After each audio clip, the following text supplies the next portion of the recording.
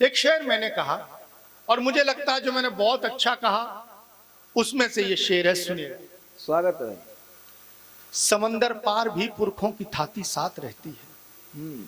एक लड़का एक लड़की प्यार करते हैं, दोनों के घर वाले तैयार नहीं होते, शादी नहीं होने देते, तो वो किसी होटल में जाते हैं और सुसाइड करके प्राण दे देते हैं। अखबार वाला छापता है मोहब्बत का अंत।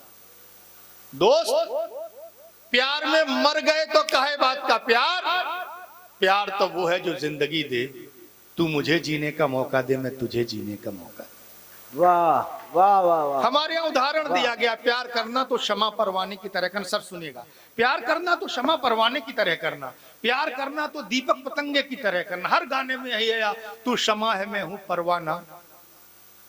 किसी परवाने को इतना अधिकार नहीं, किसी पतंगे को इतना अधिकार नहीं कि किसी एक क्षमा के लिए जान दे दे, क्योंकि प्यार तो उसकी बूढ़ी माँ, बूढ़ा बाप, छोटा भाई, छोटी बहन और पूरा परिवार भी उसे कर। प्यार करना तो क्षमा परवाने की तरह मत करना। मैं एक शेर पढ़ता हूं, स्वागत है भाई। समंदर पार भी पुरखों की थाती साथ रहती है, कि ज्यों जलते हुए दीपक में बाती साथ रहती है।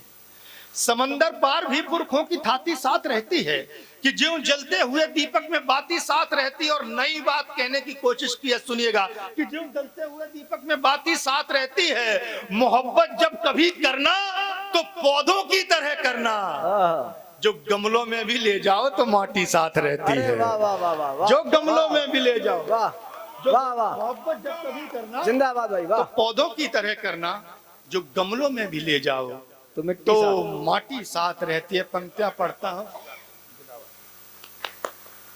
जो गमलों में भी ले जाओ तो माटी साथ रहती है। पंक्तियां पढ़ता हूं, सुनिएगा, कि लहू खामोश है, होठों पे ताला डाल रखा है।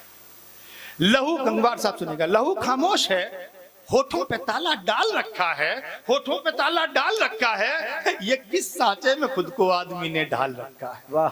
लहू खामोश है, होठों पे ताला डाल रखा है, ये किस साँचे में खुद को आदमी ने ढाल रखा है। कोई पक्की छतों को झोपड़ी की शक्ल देता है, 4-5 मंजिल की कोठी उसके ऊपर हट बनती है। पंक्ति पढ़ता हूं, सुनेगा, लहू खामोश है, होठों पे ताला डाल रखा है, कोई पक्की छतों को झोपड़ी की शक्ल देता है, किसी की झोपड़ी पर आज भी तिरपाल रखा है। किसी की झोपड़ी पर आज भी, किसी की झोपड़ी पर आज भी तिरपाल रखा है, किसी की झोपड़ी पर आज भी तिरपाल रखा है। और कभी जो रेल के डिब्बे में मेरे पास छूटा था, तेरी खुशबू से भीगा आज भी रूमाल रहता। वाह वाह वाह वाह वाह। एक छोटी सी मैं कविता पढ़ता हूँ, क्योंकि मैं बहुत थक गया हूँ, कई रातों से हूँ और फिर भी मुझे सफर में ही रहना। मैं एक कविता पढ़ता हूँ, पढ़िए भाई। छोटी सी कविता, स्वागत। अच्छी लगे तो दुआएं दीजिएगा। फिर मैं कमलेश जी को बताता हूँ, सुनिए।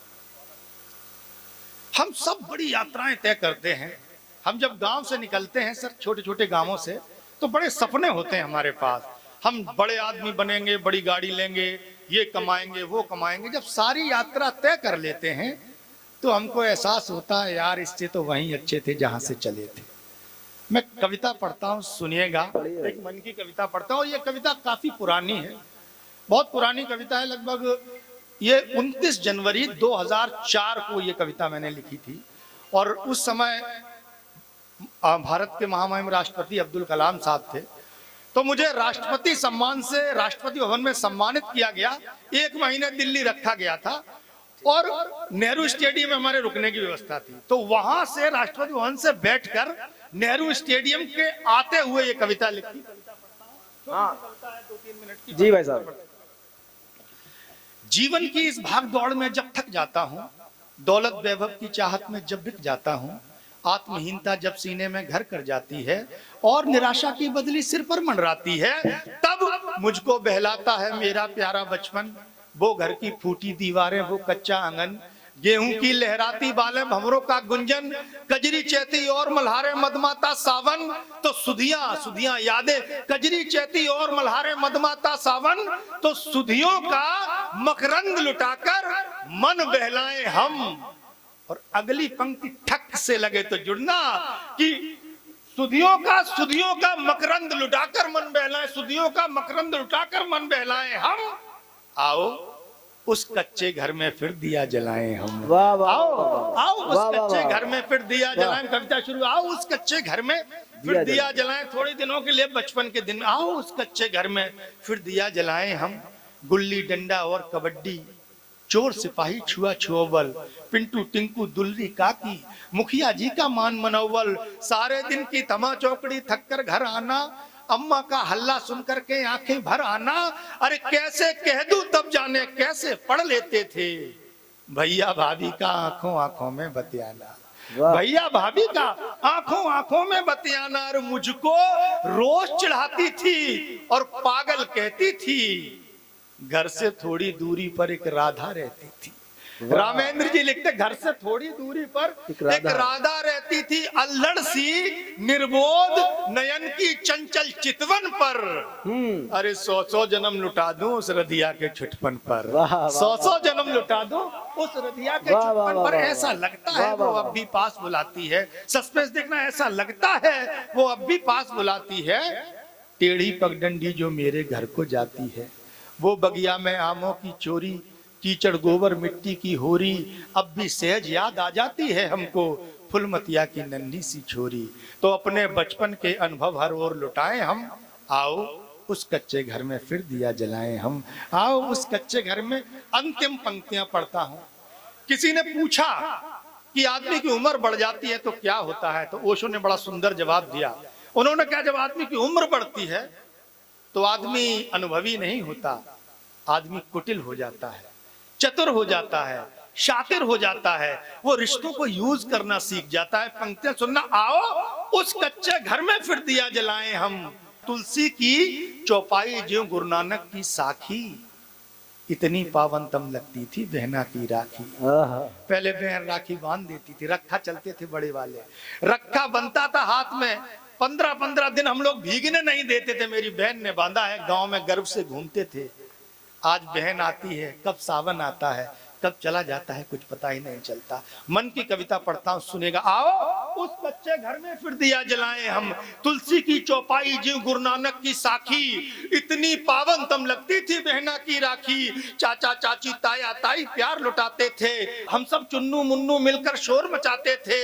अंग्रेजी औषधियों की गठरी शर्माती थी, जब दादी गोदी में रखकर सिर सहलाती थी। जब दादी, वाह, वाह, वाह। चाहे जितने अंग्रेजी औषधि, आज दवाई खानी पड़ती है नींद के लिए, अंग्रेजी औषधियों की गठरी शर्माती थी, जब दादी गोदी में रखकर सिर सहलाती थी। और कविता की सबसे अच्छी पंक्ति जो मुझे लगती है, पढ़ता हूं। जब दादी गोदी में रखकर सिर सहलाती थी और माँ धोती के कोने से काजल पोंछा करती थी।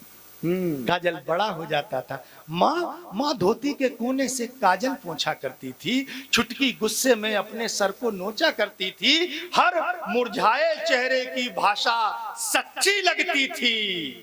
अरे टूटी खटिया पर मैली चादर अच्छी लगती थी। वाह वाह वाह। टूटी खटिया पर वाह। मैली चादर अच्छी लगती थी। और छप्पर के नीचे कविता लिख रहा हूं, राष्ट्रपति भवन से लौट रहा हूं, नेहरू स्टेडियम, 1 महीने तक सारी चकाचौंध देखी, अपना गांव याद कर रहा हूं। सुनिएगा कि जब दादी गोदी में रखकर सिर सहलाती थी, माँ धोती के कोने से काजल पोंछा करती थी, छुटकी गुस्से में अपने सर को नोचा करती थी, हर मुरझाए चेहरे की भाषा सच्ची लगती थी, टूटी खटिया पर मैली चादर अच्छी लगती थी, और छप्पर के नीचे सोने का मजा अनोखा था। अरे ये शहरी रंगत तो बस आंखों का धोखा था। वाह वाह वाह। ये शहरी रंगत वाह। तो बस आंखों का धोखा था। वो बाबा की मैली सी खादी, टेसू के संग झेंझी की शादी, वो कोठी का टूटा वाला पट, ज्यों भाभी के चेहरे पर घूंघट। तो यादों की खुशबू से मन आंगन महकाएं हम, आओ उस कच्चे घर में फिर दिया जलाएं हम। वाह। आओ उस कच्चे घर में फिर दिया जलाएं। वाह वाह वाह।